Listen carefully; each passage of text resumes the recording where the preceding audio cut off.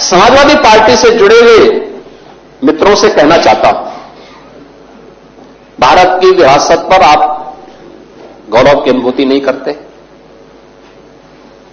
कम से कम जिनके नाम पे आप राजनीति करते हैं उनके विचारों को ही मान लेते हैं।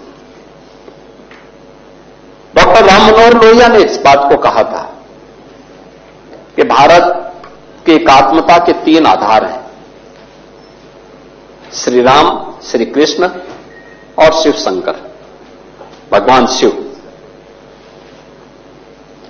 जब तक भारत की जनता इन 3 देव महापुरुषों के प्रति श्रद्धा का भाव रखेगी, तब तक भारत को भारत बने रहने से कोई रोक नहीं सकता। दुनिया की कोई ताकत भारत का बात नहीं कर सकता। डॉक्टर राम मनोहर लोहिया प्रखर समाजवादी थे। वे हमारी विचारधारा से जुड़े हुए नहीं थे। हां, कांग्रेस के विरोधी थे, अपने मुद्दों पर लड़ते थे। आज समाजवादी पार्टी डॉक्टर लोहिया के विचारों से कितनी दूर भाग चुकी है। आज राम को, कृष्ण को, शिव की परंपरा को, भारत की विरासत को कोसना यह समाजवादी पार्टी का मानो जीवन का उद्देश्य हो गया। और दुर्भाग्य है कि उन्होंने आदर्श किसको माना है? यानी औरंगजेब को। औरंगजेब को ये लोग अपना आदर्श मान रहे हैं। औरंगजेब का पिता शाहजहां अपनी जीवनी में लिखता है, अपनी आत्मकथा में लिखता है कि खुदा करे कि ऐसा कमबख्त किसी को पैदा न हो। उसने आगरा के किले में अपने बाप को कैद करके रखा है, एक एक बूंद पानी के लिए तरसाया। और अगर इनको औरंगजेब पर गौरव की अनुभूति होती है तो ये लोग कम से कम पटना की खुदाबख्त लाइब्रेरी में जाकर के एक बार शाहजहां की ही जीवनी को पढ़ लें, देख लें, उसकी पीड़ा को देखें। हां, जिनका आचरण औरंगजेब जैसा है वे लोग औरंगजेब पर गौरव की अनुभूति करें, लेकिन भारत को कम से कम इस पर न करें। और समाजवादी पार्टी को इसका जवाब देना चाहिए। भारत की आस्था पर प्रहार करने वाला दुर्दांत, धर्मांत, क्रूर शासक, उसको समाजवादी पार्टी आदर्श मानती है। जो भारत को रोकने के लिए आया था, जजिया कर लगा रहा था, भारत का इस्लामीकरण कर रहा था, कोई सभ्य मुसलमान भी अपने पुत्र का नाम औरंगजेब नहीं रखता, क्योंकि इसे मालूम है यथा नाम तथा काम। अगर ऐसा नाम रखेंगे तो फिर एक एक बूंद पानी के लिए तरसना पड़ेगा।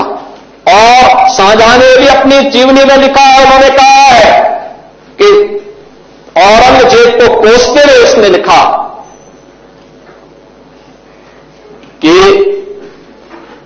तुमसे अच्छा तो ये हिंदू है जो जीते जी तो अपने बुजुर्ग मां बाप की सेवा करता है, मरने के बाद श्राद्ध तर्पण के माध्यम से वर्ष में एक बार उन्हें जल देता है। तुम तो मुझे एक एक बूंद पानी के लिए तरसा दिए हो।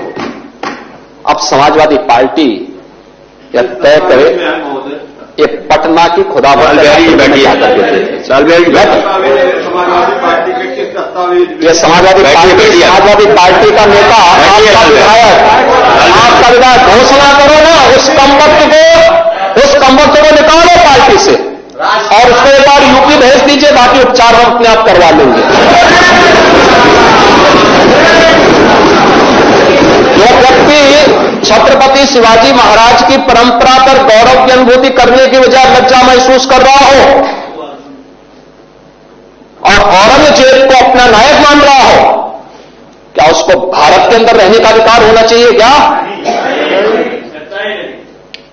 और समाजवादी पार्टी को इसका जवाब देना चाहिए। एक तरफ आप कुंभ को कोसते रहे और दूसरी तरफ औरंगजेब जैसे दुष्ट और क्रूर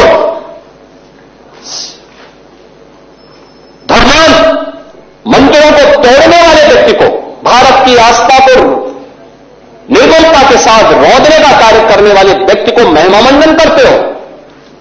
आखिर कौन सी नस ऐसी आपकी दबी हुई है कि आप लोग अपने उस व्यक्ति पर, उस विधायक पर नियंत्रण नहीं कर पा रहे हैं? और इसीलिए मैं कहना चाहता हूं कि व्यक्ति के विचार अलग हो सकते हैं, मानव खंडन क्यों नहीं समाजवादी पार्टी है? समाजवादी पार्टी खंडन करे इसका। लाल बिहारी सुनिए, समाजवादी पार्टी को समाजवादी पार्टी को इसका खंडन करना चाहिए। समाजवादी पार्टी को इसका खंडन करना चाहिए और समाजवादी पार्टी को इसको बाहर निकाल देना चाहिए, निकाल देना चाहिए बाहर, या यहां बुलवाइए सम्मेलन में। उत्तर प्रदेश के ऐसे लोगों का उपचार करने में बहुत देरी नहीं करता है।